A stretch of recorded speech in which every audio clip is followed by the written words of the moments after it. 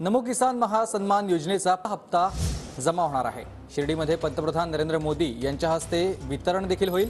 राज्यातील 13,45,000 शेतकऱ्यांना या दोन्ही योजनांचा लाभ मिळेल। घोषणा केली, तुम्ही सांगितलंही त्याची अंमलबजावणी सुरू झाली। सरकारच्या तिजोरीवर ताण चाललाय, आता ताण तर पडतोच। ताण जरी पडला असला तरी माझ्या राज्यातील त्या शेतकऱ्यांना मदत करणं, सहकार्य करणं, अडचणीतल्या आलेल्या शेतकऱ्याला पुन्हा उभा करणं हे राज्य सरकार म्हणून आमची जबाबदारी आहे।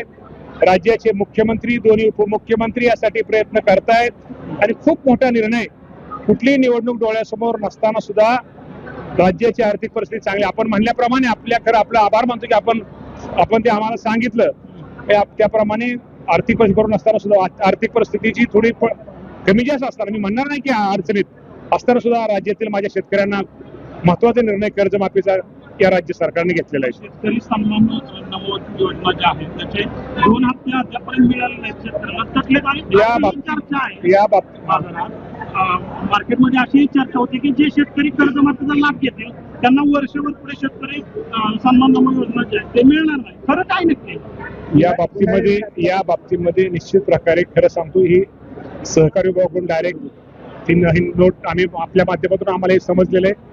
या बाबतीमध्ये मंगळवारी गेल्यानंतर चौकशी करून या बाबतीमध्ये काय धोरण आखलं पाहिजे, मी या बाबतीमध्ये राज्याच्या मुख्यमंत्र्यांशी या बाबतीमध्ये बोलणार आहे। 2025 मध्ये जी अतिवृष्टी झाली होती खरीपामध्ये आणि त्याच्यामध्ये जे नुकसान झालं त्याचा पीक विमा जो आहे तो आता धाराशिव भागात किंवा इतर ठिकाणी आता मिळायला लागलाय, पण परिस्थिती अशी झाली की 1130 रुपये पीक विमा भरला आणि दिले जातात पीक कंपन्यांना 800 रुपये 1000 रुपये। शेतकऱ्यांना नाही का? मी तुम्हाला प्रामाणिकपणे सांगतो, पीक विम्याच्या बाबतीमध्ये पूर्वी ट्रिगर वेगळ्या होत्या, आता ट्रिगर वेगळ्या आहेत। आता पीक कापणी प्रयोगावरतीच आता हे आपल्याला ही पीक विमा योजना घेतली, कारण पाठीमागचे अनुभव हे थोडे काही मुख्यमंत्री महोदयांना थोडे काही त्यांना वाटलं होतं बदल करणं, त्यामुळे ते बदल केले आणि यामध्ये जे शेतकरी यामध्ये त्या कंपनीच्या नियमाप्रमाणे बसतील त्या बाबतीमध्ये निश्चित प्रकारे त्यांना मदत केली जाईल।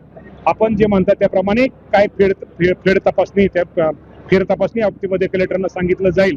जर असं कुठं शेतकऱ्यांना कमी जास्त पीक विमा मिळत असेल तर कलेक्टरने त्याप्रमाणे सूचना देऊन विमा कंपनीला परत एकदा त्या विमा कंपनीशी करून त्या बाबतीत शेतकऱ्याला कशी मदत होईल ही भूमिका आमची राहील। गुलाबराव पाटलांचं एक वक्तव्य चर्चेत आहे। खरं तर तुम्ही शेतकरी पुत्र आहात, तुम्ही वारंवार सांगता मी शेतकरी पुत्र आहे। गुलाबराव पाटील असं म्हणतात शेतकऱ्यांना त्रास झाला तरी चालेल, उद्योजकांना होऊ नये। शेतकरी पुत्र म्हणून पटतंय का विधान? नाही, मी तुम्हाला सांगतो, गुलाबराव पाटील आमचे सहकारी मंत्री आहेत। कदाचित त्यांच्या विधानाचा चुकीचा अर्थ काढलेला असेल, कारण त्यांना बोलणं तसं नसेल। आपण त्या कार्यक्रम तो उद्योजकाचा होता आणि त्यामुळे ते उलट आम्ही मंत्रिमंडळामध्ये ते माझ्या सहकारी बसलेले असतात, उलट शेतकऱ्यांविषयी ते खूप चांगल्या भावना, शेतकऱ्यांच्या मागण्या, शेतकऱ्यांच्या अडचणी ते कॅबिनेट मीटिंगमध्ये ठामपणे मांडत असतात आणि खरंच सांगतो त्यांचा शेतकऱ्याविषयी जिव्हाळा आहे। समर्थन करता तुम्ही गुलाबराव पाटलांचं? समर्थन करण्यापेक्षा मी स्वतः मी माझ्या कॅबिनेट मीटिंगमध्ये सभागृहामध्ये पाहिलेलं आहे आणि त्यांची जी मागणी असते नेहमीच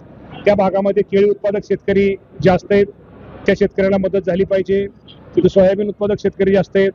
गुलाबराव पाटलांची ही नेहमीच तशी मागणी असते। मी तुम्हाला खरं सांगतो, मला माहित नाही तो काय कार्यक्रम ते कसं हे झालं, परंतु गुलाबराव पाटील शेतकऱ्यांचे नेते आहेत। परीक्षा सुधारणा विधेयक कायदा जो आहे तो केंद्र सरकारने पारित केलाय।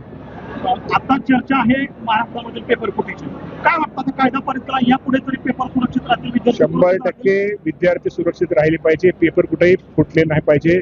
जे हुशार विद्यार्थी त्यांना न्याय मिळाला पाहिजे, त्यामुळे त्यांना जर असं झालं तर जे हुशार विद्यार्थी त्यांना वेगळ्या प्रकारे त्यांच्या मनामध्ये भावना निर्माण होते आणि ज्या कुणी असं पेपर फुटीमध्ये कोण सहभागी असेल त्यांच्यावरती कठोरात कठोर त्या लोकांवरती शिक्षा झाली पाहिजे आणि निश्चित प्रकारे माझ्या विद्यार्थ्यांना न्याय मिळाला पाहिजे। अमित शहा केंद्रीय मंत्री आज पुणे दौऱ्यावरती आहेत, मात्र काँग्रेसने विरोध दर्शवला। एक कारण आहे दिल्लीमधील विद्यार्थ्यांवर झालेला लाठीचार्ज आणि काही आंदोलकांना ताब्यात देखील घेतलंय, कसं?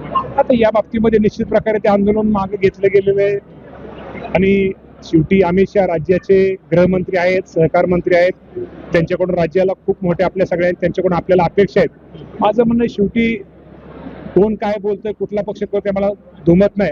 उलट आता अमित शहा आपल्या पुण्यामध्ये येत आहेत, तर खरं तर राज्यामध्ये येत आहेत, त्यांचं स्वागत केलं पाहिजे आणि त्यांच्या माध्यमातून राज्याला काय अधिक काय आपल्याला मिळेल त्या बाबतीमध्ये त्यांच्याकडून आपण त्याचा तो फायदा आपण सर्वांनी घेतला पाहिजे। कर्जमाफी सरकारनं केली, नेहमीच कर्जफेड करणाऱ्यांना 50,000चं अनुदान देखील सरकारनं दिलं, मात्र काही शेतकऱ्यांचं असं म्हणणं आहे की आम्ही गेले 10 वर्ष कर्ज घेतोय करतोय 10 लाख रुपये सरकारचे आम्ही फेडलेत.